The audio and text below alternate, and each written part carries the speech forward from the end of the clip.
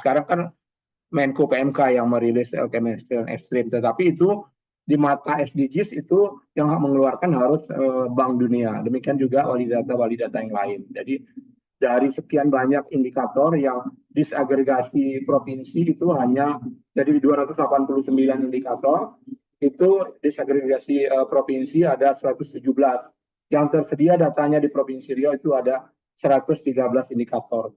Dari 4 pilar ekonomi yang capaiannya tertinggi 41%, kemudian pilar sosial, pilar lingkungan, dan pilar hukum dan tata kelola. Ini kondisi masing-masing capaian per pilar sesuai dengan indikator capaian yang berhasil kami rangkum, dan ini memang memerlukan effort lebih juga untuk mendata ini karena pendataannya harus resmi sesuai dengan wali data yang sudah ditetapkan. Next.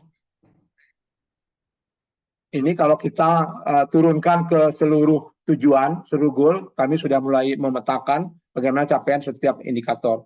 Kalau ini dibahas satu-satu mungkin agak panjang, kami skip saja sampai ke bawah terus, di next saja mungkin.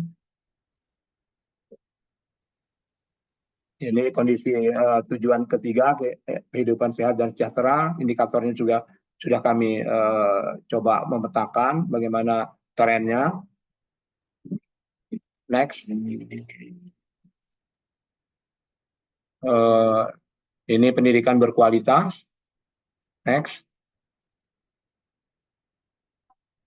Next. Terus ini kesetaraan gender. Terus next. Air bersih dan sanitasi layak. Energi bersih dan terjangkau. Mungkin kami highlight saja, mungkin kalau di Provinsi Riau ini terkait dengan yang menjadi highlight kami di Provinsi Riau adalah akses terhadap air minum layak dan aman. Jadi air minum Provinsi Riau ini yang aman atau yang bisa dilayani secara perpipaan itu sangat rendah. Jadi kalau berdasarkan data statistik itu target nasional itu 23% layanan air minum perpipaan, dan Riau belum 1%. Kenapa kondisinya rendah demikian? Karena memang sumber air baku Riau ini seperti yang kami sampaikan dominan gambut, kemudian sungai besar yang ada pun harus treatmentnya tinggi, biaya tinggi untuk men-treatment, sehingga PDAM yang ada untuk memproduksi ini sangat berat untuk bisa memberikan layanan kepada masyarakat untuk harga yang terjangkau.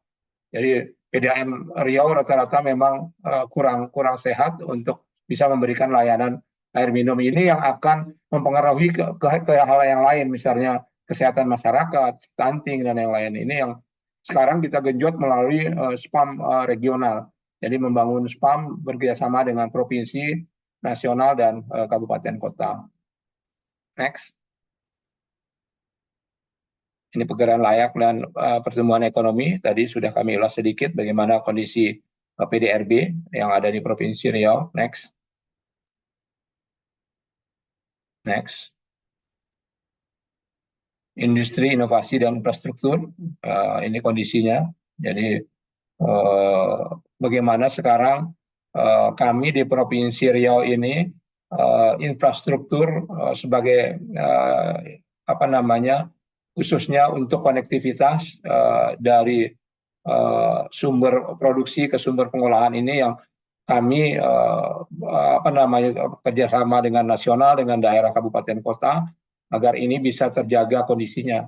Jadi saat ini sumber daya alam itu dibawa melalui jalan biasa, jalan darat, jalan aspal, dan ini sangat rentan karena jalan di Riau ini dibangun di atas gambut, jadi gampang sekali rusak. Hari ini kita bangun, mungkin beberapa bulan ini sudah berlubang. Kita lihat kondisi jalan tol yang ada dari Pekanbaru ke Dumai, itu tidak berhenti perbaikannya. Setiap saat dilakukan perbaikan karena memang angkutan yang lewat itu overdimension, overload. jadi odol yang ada. Dan sekarang kita dengan nasional sudah sepakat kita akan membangun jalan berbasis rel yang melintas nanti dari selain jalan tol, kita akan menghidupkan kembali Sumatera Railways yang memang sudah dicanangkan sejak 2018 yang lalu. Jadi ini mungkin akan didelay dulu kalau jalan tol yang sisanya akan didahului dengan jalan rel. Ini akan diharapkan ekonomi masyarakat akan lebih cepat tumbuhnya. Next. Kesenjangan juga kita lebih baik, lebih merata karena memang potensi sumber daya alam merata di seluruh daerah di Provinsi Riau, kecuali untuk di Kabupaten Kepulauan Meranti. Next. Ini kota dan permukiman yang berkelanjutan. Next. Perdamaian, keadilan, dan kelembagaan. Next. Ini permasalahan dan isu strategis yang menjadi acuan kami dalam menyusun RAD ke depan. Jadi 2025-2029 sejalan dengan penyusunan teknokratik RPJMD ini menjadi baseline permasalahan kami di Provinsi Riau. Next. Jadi ada beberapa isu strategis yang kami petakan, dia terkait dengan goals berapa SDGs gitu. Jadi seperti isunya menjamin semua individu memiliki akses dan kualitas pendidikan yang inklusif.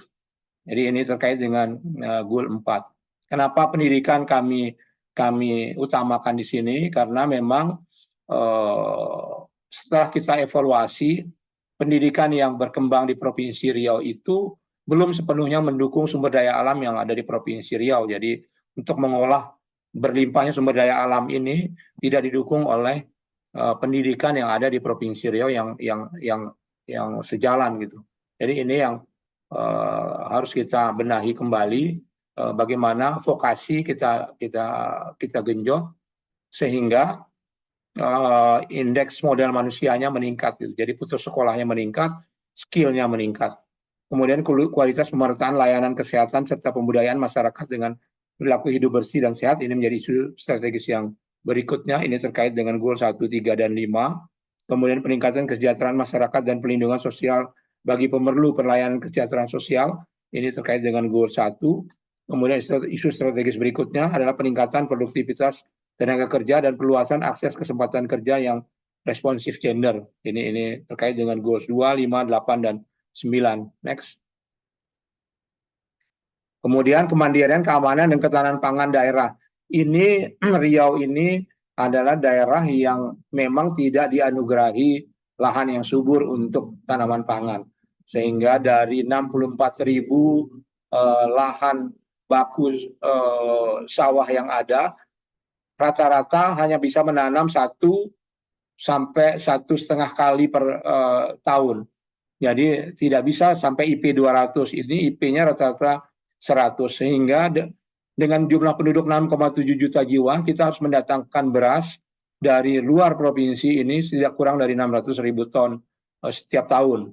Jadi ini yang perlu bagaimana ketahanan pangan ini ditingkatkan, bagaimana IP indeks tanaman sawah yang ada itu meningkat dari IP 100 menjadi 200, kita harapkan bisa menjadi IP 300 sehingga gap antara konsumsi dan produksi ini bisa lebih kecil. Sekarang produksi yang ada di sawah kita di Provinsi Riau ini hanya bisa mencukupi tidak lebih dari 18% konsumsi masyarakat yang ada di Provinsi Riau. Kemudian isu strategis berikutnya peningkatan investasi yang diimbangi dengan peningkatan nilai tambah melalui hilirisasi produk, komoditi unggulan, serta peningkatan serapan tenaga kerja lokal. Ini terkait dengan goal 9. Ini dalam rangka meningkatkan daya saing daerah. Bagaimana hilirisasi ini bisa dimasifkan di Provinsi Riau. Saat ini kita hanya ekspor, paling tinggi hanya ekspor CPO. Semua end produknya di daerah lain. Nah, kita harapkan end produk itu sudah dibangun di Provinsi Riau. Kita sudah menyiapkan beberapa kawasan industri untuk menampung investasi sehingga hilirisasi ini bisa dilaksanakan di Provinsi Riau. kemudian destinasi dan event wisata dalam upaya meningkatkan jumlah kunjungan juga ini menjadi isu strategis berikutnya, ini terkait dengan goals 8. Kemudian pemberdayaan koperasi dan UMKM juga menjadi perhatian kami di Provinsi Riau terkait dengan goal 8 dan 9. Next. Kemudian tata kelola pemerintahan yang transparan, akuntabel, dan berbasis teknologi informasi. Kemudian ASN yang profesional, kemandirian desa yang berkelanjutan dan inklusif. Kemudian optimalisasi pendapatan asli daerah, persatuan, kerukunan, dan stabilitas daerah itu isu strategis yang lain. Dan ini terkait dengan goals 16 dan 17. Jadi kalau tadi disebutkan ada SDGs desa. SDGs desa ini bagaimana kita mendampingi desa sehingga tadi sudah disebutkan oleh Pak Bayu bahwa indikator SDGs desa sekarang belum mengikuti sepenuhnya indikator global sehingga tidak bisa kita bandingkan. Bagaimana kita mengedukasi bahwa indikatornya bisa sama dengan indikator global. Ini akan lebih bagus lagi kalau memang SDGs itu kita garap sudah dari tingkat desa gitu. Next. Kemudian pengendalian dan pengawasan terhadap pencemaran dan kerusakan lingkungan hidup. Nah, ini yang kami sampaikan tadi bahwa kami rentan kebakaran hutan dan lahan karena gambut, kemudian rentan banjir karena memang alih fungsinya sangat tinggi. Keberadaan perkebunan kelapa sawit yang seksi ini juga mengancam bagaimana ketahanan air yang ada di Provinsi Riau. Ini terkait dengan goal 11, 12, 13, 14, dan 15. Kemudian Riau menjadi pusat kebudayaan Melayu, ini menjadi strategis berikutnya ya, terkait dengan goal 8. Next. Kemudian membangun kota yang maju, produktif, dan berkelanjutan, ini terkait dengan goal 11 dan 15. Ini kita diundang juga oleh Menteri Bappenas, seharusnya besok ada diskusi dengan Menteri Bappenas untuk Wali Kota Pekanbaru dan Dumai terkait dengan bagaimana membangun kota yang produktif dan berkelanjutan sesuai dengan kaidah-kaidah harmonisasi antara lingkungan, ekonomi, dan sosial. Kemudian intermoda, antarmoda, transportasi darat, laut, dan udara untuk meningkatkan efisiensi logistik mobilitas orang yang memenuhi aspek pelayanan yang aman, nyaman, cepat, dan berkeselamatan. Ini menjadi isu strategis berikutnya. Ini terkait dengan goal 9 dan 11. Next. Kemudian peningkatan investasi yang diimbangi dengan peningkatan nilai tambah melalui hilirisasi.